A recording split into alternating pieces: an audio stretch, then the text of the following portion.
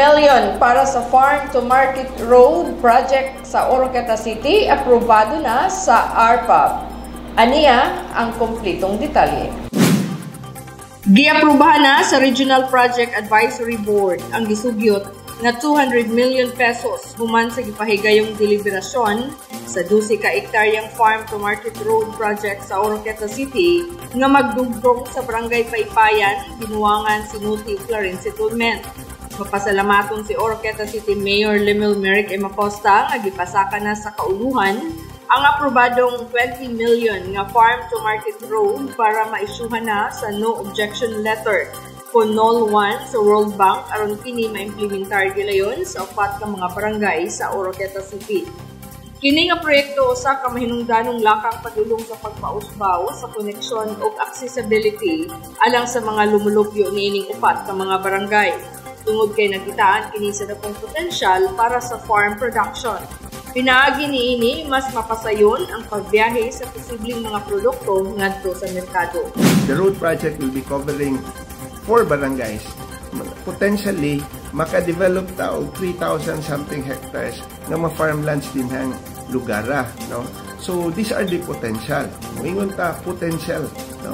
Kay nga naman naay posible nga dako tag makuha nga return at makatabang sa atong ekonomiya kung ugaling ma-motivate nato ang atong mga farm owners, land owners dira nga area nga naay 3,000 ka hektarya din nga pwede natong i-develop for farm production.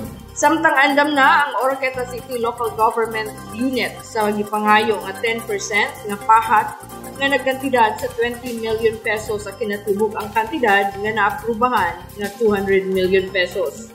Matod pa ni Mayor Acosta nga niadtong miaging tuig pa kini gigahin sa dakbayan o giready para sa gikahinaman nga proyekto. O gawas pa sa kantidad nga isip counterpart, gipasalig usab sa lokal nga pangagamhanan ang paghatag sa saktong supply sa tubig ug ang bagsakan o merkado para sa mamahimong produkto sa pagtikad sa yuta.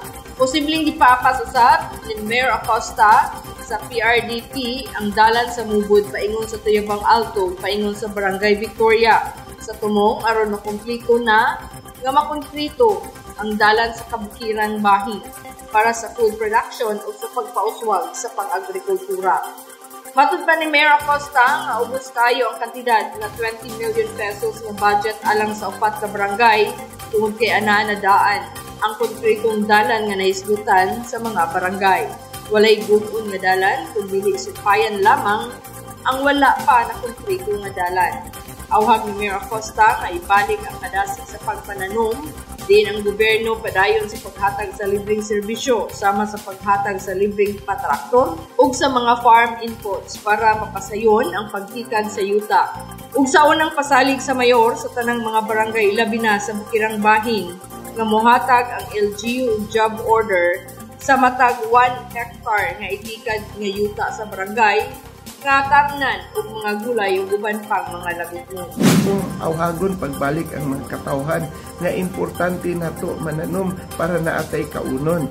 Kay imagine this ug ato aning unsa ni kining ibutang sa atong alimpatakan kung magsigi tag reklamo, no? Kanang magreklamo ta mahal man ang utanon sa ato ang merkado publiko. Nganuman tungod kay wata nagtanom. Ang pag-aproba sa proyekto nagtimaan kini sa usa ka mahinungdanong kalampusan nga gilauman nga mopauswag ang ekonomiya ug makatampo sa kinatibuk ang kalambuan ug kauswagan sa lugar. Gipaabot ang dakong pagpasalamat ni Oroqueta City Mayor Lemuel Merrick M. Acosta sa Philippine Rural Development Project kon PRDP team nga nagpaluyo niini nga inisyatiba ug nahimong yawi sa katumanan niining proyekto sa infrastruktura nga nagpakita sa hiniusang pasalig ug pag-uswag sa kalambuan. Sa ARPAB sa pag-aprobar sa 20 million nga Farm to Market Road, ang rehiyon naglantaw sa unahan sa mas hayag nga kaugmaon ug dugang mga oportunidad alang sa kalambuan ug kang Governor Henry S. Waminal sa iyang padayon nga suporta sa programa ug suporta sa mga mag-uuma.